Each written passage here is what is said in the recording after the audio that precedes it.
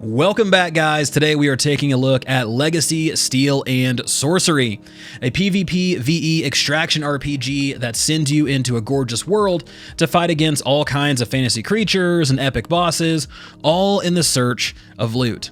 But be careful, because the creatures on the map aren't the only thing to watch out for. You'll also be squaring off against other players, and if they get the best of you, you lose it all. Legacy, Steel, and Sorcery is being developed by Notorious Studios, who are a group of former World of Warcraft developers, and the art style and gameplay definitely feels inspired by their time with WoW, so as a longtime WoW person, I felt pretty much right at home. So let's break down what this game actually is. Legacy, Steel, and Sorcery is a mix of PvP and PvE. You're going to pick a class at the start, then load up a kit, and dive headfirst into a run. Now, each run, you'll be fighting monsters, searching for treasure, harvesting resources for crafting, while also having to watch out for other players trying to take you down.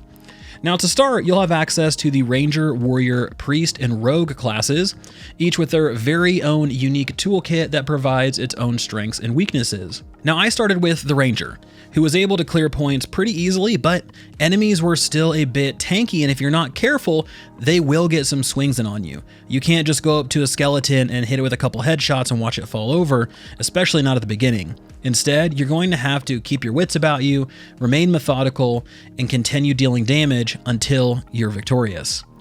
Next, I moved on to the Rogue. Now, this was my favorite class of the bunch. I liked the blend of stealth, poisons, and quick attacks. I ended up actually getting into a fight with another Ranger player, and while we both kind of gave it our best, it did end in a draw. We both ended up, I stealthed and ran off, and then he disengaged and ran off. It was really fun to just see that kit in action and see how it actually worked in a PvP setting, so Rogue was awesome. Next, I did the Priest. The Priest was really good. They're more of a support type class, but they can do some cool stuff, you know, kind of bouncing off projectiles, healing, dishing out some big damage using their special resource called Spirit. So there was a lot that really kind of played into that one. So if you're more of a Disc Priest type of person, then this class would be one I would definitely take a look at. Now, during my time with the game, I spent about 80% of each 20-minute run farming points of interest for loot and resources. Then I spent the last 20 minutes either looking for other players to fight or making my way to the extraction, clearing whatever I could on the way out. Now, like other extraction games, each run is basically a time trial. You need to spend your time wisely and make some tough decisions. For instance, do you have enough time to clear another point? Are you going to run out of time? And if you do, then, the match is over and you lose everything. Do you dive into that skirmish with other players and potentially, clean up a wounded player, which will then give you access to loot them and take everything that they went and gathered? All of these questions you're going to be faced with, and it was incredibly fun to do so.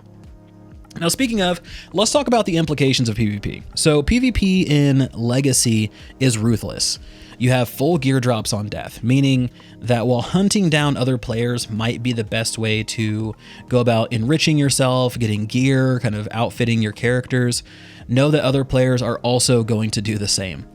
But sometimes cooperation is needed even between rivals to take down the greatest threats. So you have things like boss creatures, you have another group that might be trying to get in on the action and fight and try to kill you guys and clean you guys up. So you may need to kind of band together, wipe out the threat, and then go back to fighting. But all of this sort of brings us to co-op. So co-op in Legacy, you can either choose to play the game solo or you can play with a team.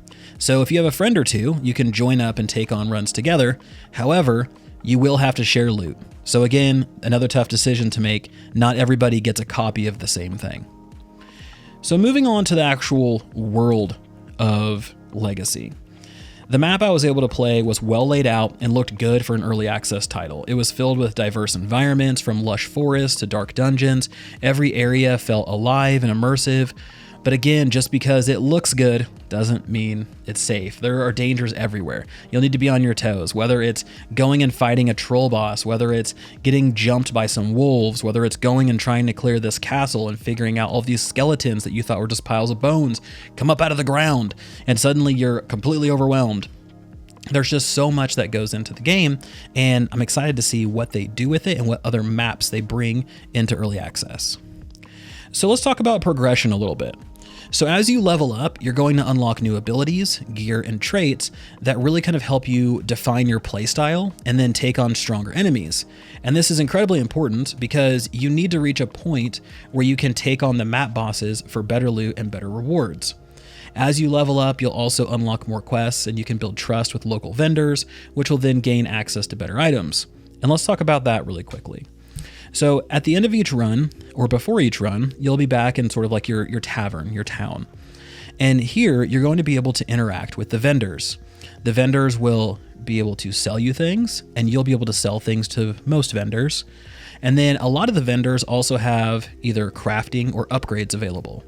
So as you go through and you're going through a run, you'll find like mining nodes, you'll find bundles of wood, things like that. Picking these up and then extracting, you'll be able to take them to a blacksmith, for instance, and he'll be able to craft you different things or upgrade your weapons to make them more powerful. If you get wood, for instance, you can take it back to your house. You can put it in your fireplace, and that will then fuel your house. When you do that, you'll have access to a whole bunch of different kind of crafting elements. You have things like a cooking pot where you can craft food and then take that into battle with you. You have things where you can kind of mix potions and all of these different kind of bonuses and benefits, but they do require to either be unlocked, upgraded, or have the fireplace running to actually fuel them. So this kind of gives you a little bit of a meta game that you need to work around for each run. Is again, another tough decision. Do I spend my time looking for loot? Do I need to make this a resource run where I can get what I need to get? That way I can keep my house up and going. Do I need to go and look for upgrade materials? Am I looking for gold? So do I need to go sell things like treasure? So there's all these little decisions you're going to have to make, and it's going to define each run that you go on, whether by yourself or with some friends. So all in all, I had a good time jumping in and playing Legacy. It was a very short test, but I did have a lot of fun, whether it was going and kind of trading pot shots with other rangers, whether it was getting on my rogue and trying to duke it out with some of the other warriors. It was very, very cool. I'm looking forward to it and seeing what they actually are going to do with this game and how it's going to pan out over the long haul. And if anything I covered today sounds good to you, you can go out and try Legacy, Steel and Sorcery for yourself by clicking the link in the description below. The game is currently in early access, and if you do give it a shot, I wish you all the best and happy hunting.